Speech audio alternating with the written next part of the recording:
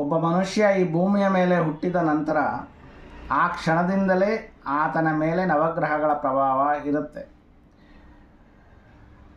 ಆ ಕ್ಷಣದಿಂದಲೇ ಆತನ ಆ ಮನುಷ್ಯನ ಒಂದು ಜಾತಕ ಸತ್ಯ, ಗ್ರಹಚಾರ ಸತ್ಯ, ಗೋಚಾರ ಸತ್ಯ, ಕುಂಡಲಿ ಸತ್ಯ.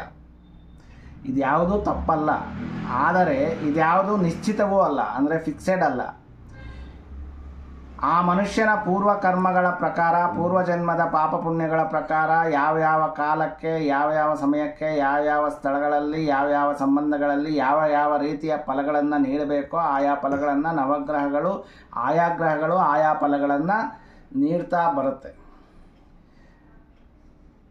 ಹಾಗೆ ನಮ್ಮ ಆ ಒಂದು ವ್ಯಕ್ತಿಯ ಜಾತಕದಲ್ಲಿರ್ತಕ್ಕಂತಹ ಪೂರ್ವಕರ್ಮಗಳ ಪ್ರಕಾರ ಬಂದಿರತಕ್ಕಂತಹ ಯಾವುದೇ ಸುಯೋಗಗಳಾಗಲಿ, ಅದೃಷ್ಟಗಳಾಗಲಿ ಅಥವಾ ಉತ್ತಮ ಯೋಗಗಳಾಗಲಿ, ಅವುಗಳನ್ನು ಸಹ ನಾವು ಮಾಡಬಾರದ ಕಾರ್ಯಗಳನ್ನು ಮಾಡಿ, ಅಧರ್ಮ ಕಾರ್ಯಗಳನ್ನು ಮಾಡಿ, ಅನ್ಯಾಯಗಳನ್ನು ಮಾಡಿ, ಪಾಪಗಳನ್ನು ಮಾಡಿ ಆ ಒಂದು ಯೋಗಗಳನ್ನು ನಾವು ನಮಗೆ ದಕ್ಕದಂತೆ ನಾಶ ಮಾಡಿಕೊಳ್ಳಬಹುದು, ನಾಶ ಆಗತ್ತೆ. ಅದೇ ರೀತಿ ನಾವು ನಮಗಿರ್ತಕ್ಕಂಥ ಜಾತಕದಲ್ಲಿರ್ತಕ್ಕಂತಹ ಗಂಡಾಂತರಗಳಾಗಲಿ, ದೋಷಗಳಾಗಲಿ ಅಥವಾ ಅನಿಷ್ಟಗಳಾಗಲಿ,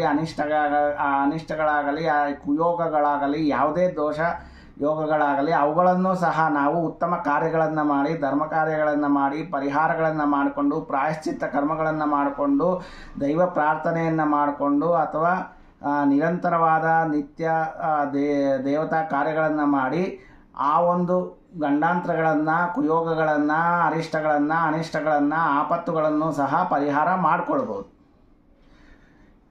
ಜಾತಕದಲ್ಲಿರ್ತಕ್ಕಂಥ ಯಾವುದೇ ಯೋಗಗಳಾಗಲಿ, ಯಾವುದೇ ಅರಿಷ್ಟಗಳಾಗಲಿ ಯಾವುದು ನಿಶ್ಚಿತ ಅಲ್ಲ. ಅದು ಖಂಡಿತವಾಗಲೂ ಅನುಭವಿಸಲೇಬೇಕು ಅನ್ನೋದಿಲ್ಲ.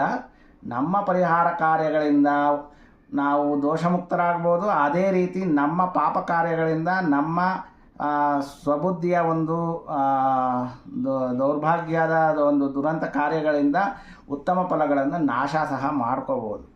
ಆದ್ದರಿಂದ ನೀವು ಈ ಜನ್ಮದಲ್ಲಿ ಮಾಡುವಂತಹ ಕರ್ಮಗಳ ಬಗ್ಗೆ ಎಚ್ಚರಿಕೆ ವಹಿಸಿ ಪೂರ್ವಜನ್ಮದ ಪ್ರಾರಬ್ಧಗಳನ್ನು ನಿರ್ಲಿಪ್ತರಾಗಿ ಅನುಭವಿಸಿ. ಜಾತಕ ಸತ್ಯ.